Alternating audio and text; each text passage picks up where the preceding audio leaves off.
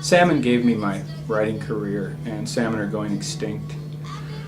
So in the past 10 or 15 years, I've given something like 400 or 500 talks to conservation groups and religious groups, lots of Christian and evangelical campuses. I've been all over the place.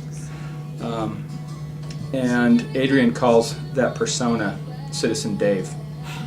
And we've agreed that Citizen Dave should die, and I've been in the process of ending his life and trying to become the novelist again. Then this guy, the evangelist DJD, cropped up, which is even worse. I mean, George Bush is the prayer president, then both America and prayer are in deep shit. And the election of 2004 depressed every Earth lover I know.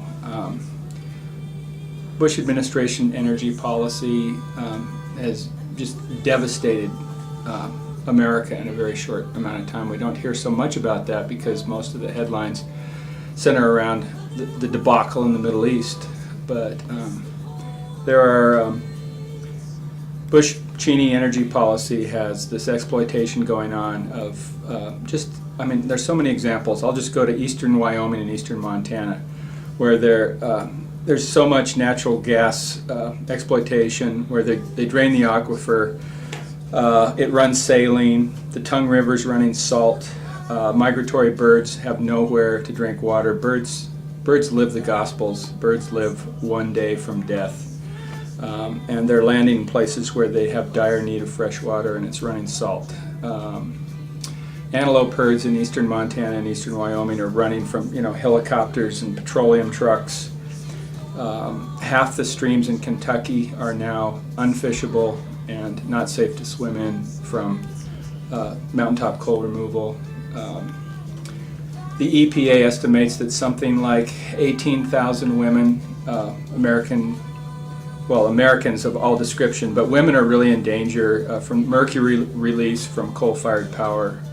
The president says that alternative energy is coal and what he calls nuclear, which makes me really nervous. It'd be nice if he could pronounce the word. I could go on for hours, but it's devastating, and to say that it's happening in the name of Jesus. I've never been a churchgoer, but I've never had a problem with Jesus, and so I just felt, I grew up singing "This Little Light of Mine, I'm going to let it shine," and so my light is very small, but I felt I had to speak. Faith is certainty. There's a frightening certainty on the part of the religious right. By destroying the earth, they're speeding on the apocalypse, and that Jesus is coming to the rescue. I believe maybe ultimately that God comes to the rescue, but ultimately we are screwing ourselves and shitting our nest, and that certainty has led to a lot of really ugly policy. It's led to waging war in the name of the greatest peacemaker who ever lived.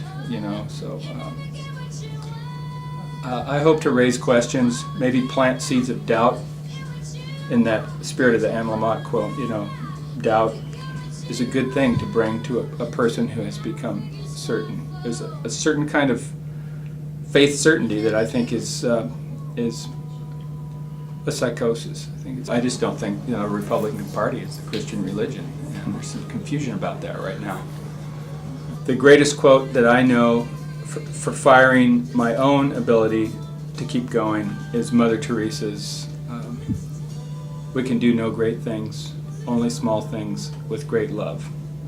So I just wake up in the morning looking for some small thing that I can do with some love and compassion, and some days it's telling a story, some days maybe it's just wrestling one paragraph, or when I feel like scowling, trying to have a pleasant look on my face when I'm walking down the street. I mean, it's just little things, but those things are always in reach, and when millions of people start doing good small things, it has a cumulative effect.